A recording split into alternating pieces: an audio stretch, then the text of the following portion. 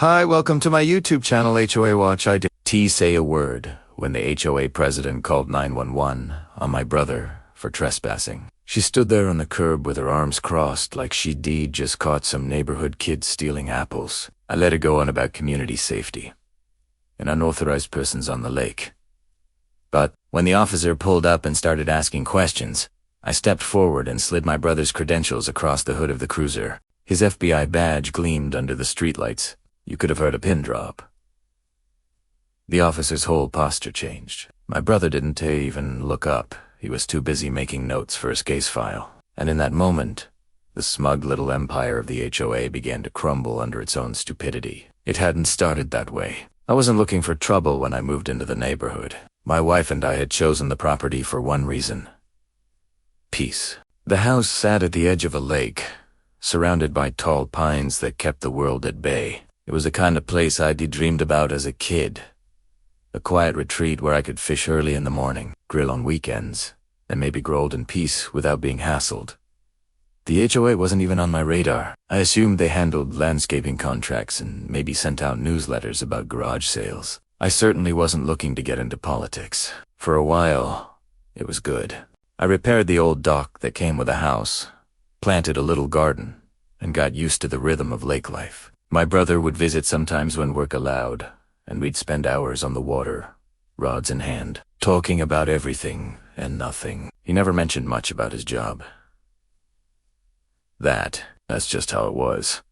But it was clear that fishing was his way of decompressing from the stress of his investigations. I figured the neighborhood would welcome someone who kept to himself, paid his dues on time, and respected the property. Primera, HOA wrong. The first sign of trouble came in the form of a bright orange notice taped to my mailbox. According to the HOA, I was in violation for unapproved modifications to community property.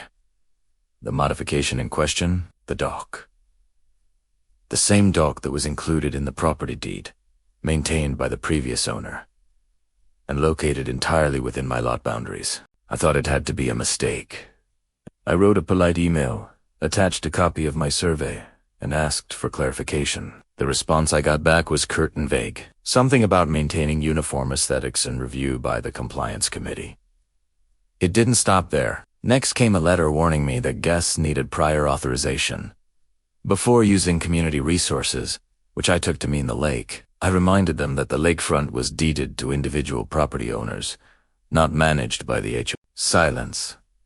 Then, when my brother came by one Saturday to fish, a board member marched down the slope and told him he had to leave immediately or security would be called. My brother didn't argue.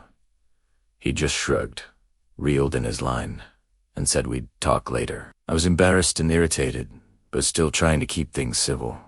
So I sent more emails. I asked for a meeting. I cited the bylaws, pointed out the property lines, even offered to bring in a mediator. Each attempt at diplomacy was met with either radio silence or smug replies that barely addressed the issue, and the harassment escalated. New fines appeared on my account, warnings about supposed violations I never committed. Neighbors who used to wave started avoiding eye contact. The board, it seemed, had spread a narrative that I was a troublemaker. That's when I stopped trying to reason with them. That's when I started pulling records. I spent nights at the county office, poring over old deeds, zoning maps, and covenants. I pulled the HOA's original charter and compared it line by line against state statutes. I photographed every notice they taped to my property. I logged every phone call, every email, every encounter. The more I dug, the clearer the picture became.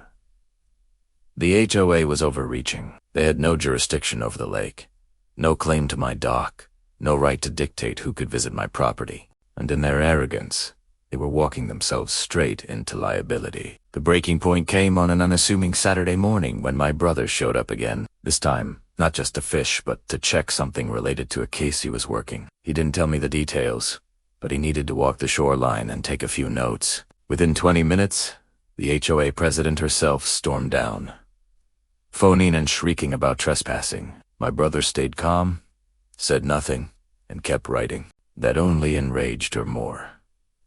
She dialed 911, loudly announcing that she was reporting a suspicious man on private property.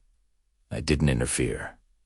I let her dig her own hole. When the cruiser rolled up, she launched into her story, pointing, gesturing, playing the role of self-appointed sheriff of the neighborhood. The officer nodded politely, then turned to my brother and asked for ID. That's when my brother slowly reached into his jacket, pulled out his badge, and placed it on the hood of the cruiser.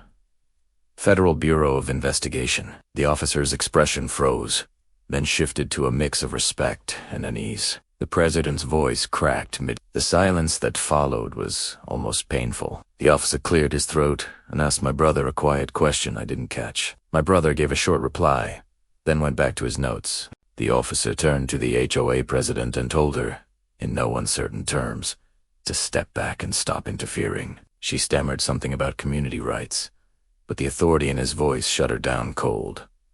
I didn't have to say a word. The look on her face, the realization that she just tried to throw her weight at a federal agent in the middle of an active investigation, was enough. The fallout was swift. My brother filed a formal incident report, which triggered a chain of communications between federal, state, and local authorities. Suddenly, the HOA's history of harassment was no longer a neighborhood dispute. It was evidence in an obstruction inquiry. Within weeks, the board lawyered up, scrambling to contain the damage.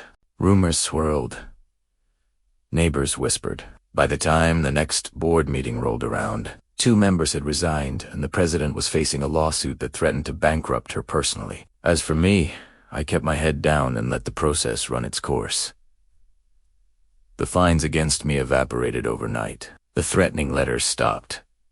One neighbor actually knocked on my door to apologize for believing the board's lies. The president, once so loud and self-assured, avoided eye contact whenever she passed me on the street. It was as if the entire neighborhood had suddenly remembered the limits of the HOA's power and the danger of overstepping them. These days, life is quieter. My brother still comes by to fish when he can, though now the HOA gives him a wide berth. The dock is mine, the lake is mine, and the board hasn't so much as looked in my direction since the investigation began. Sometimes I think back to that moment by the cruiser. The stunned silence, the badge glinting in the sun, and I can't help but smile. They thought they could bully me with notices and threats. Instead, they picked a fight with the federal government. Now, when I drive through the neighborhood, the same people who once looked at me with suspicion either wave politely or turn away in silence. Either way, I don't mind. The lake is still there, the pines are still tall, and the quiet I came for has finally returned. And the best part? I didn't have to shout, or fight, or lower myself to their level.